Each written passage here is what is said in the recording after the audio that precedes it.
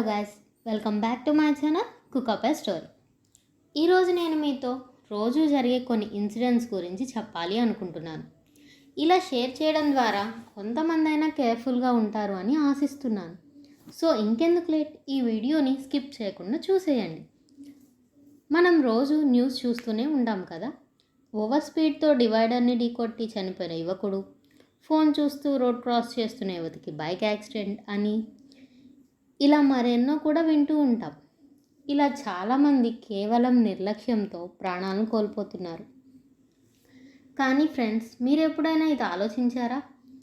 Army families ఎంత పెయిన్ని తట్టుకొని నిలబడతారో, వాళ్ళు మళ్ళీ వాళ్ళ అబ్బాయిని కానీ అమ్మాయిని కానీ చూస్తారో లేదో కూడా వాళ్ళకి తెలియదు.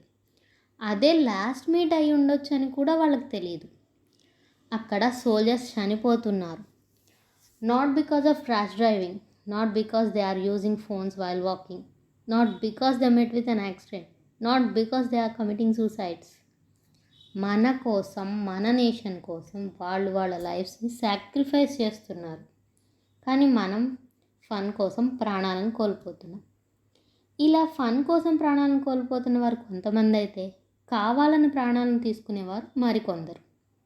స్పీడ్ థ్రిల్స్ బట్ కిల్స్ అని పెద్ద పెద్ద హోర్డింగ్స్ పెట్టినా మనకి థ్రిల్లే కావాలి. There is a life after love failure అని ఎంత చెప్పినా ప్రేమించిన అమ్మాయో అబ్బాయో లైఫ్లో లేరు అని చనిపోవాలి. మన నుండి ఏమీ ఆశించకుండా సోల్జర్స్ మనకు ప్రొటెక్షన్గా ఉండి చనిపోతున్నారు. లిటరల్లీ సిచ్యువేషన్ బట్టి they will chop off their legs and hands. అంటే వాళ్ళు వాళ్ళ ఫ్యామిలీని, హ్యాపీనెస్నే కాదు, వాళ్ళ బాడీని కూడా సాక్రిఫైస్ చేస్తున్నారు. కానీ మనం సిల్లీ రీజన్స్కి చనిపోవడానికి రెడీ అయిపోతున్నాం. If you are old enough to drive, you are old enough to understand the value and purpose of life. మీకు ఎవరైనా వచ్చి చెప్పాలా, హెల్మెట్ పెట్టుకోండి, సీట్ బెల్ట్ వేసుకోండి, మినిమం స్పీడ్ మెయింటైన్ చేయండి అని? మీకోసం ఎదురు చూస్తున్న ఫ్యామిలీస్ని మీరు సేఫ్గా రీచ్ అవ్వడమే సోల్జర్స్ ఫ్యామిలీకి మీరు ఇచ్చే respect. If you agree, do comment and let me no.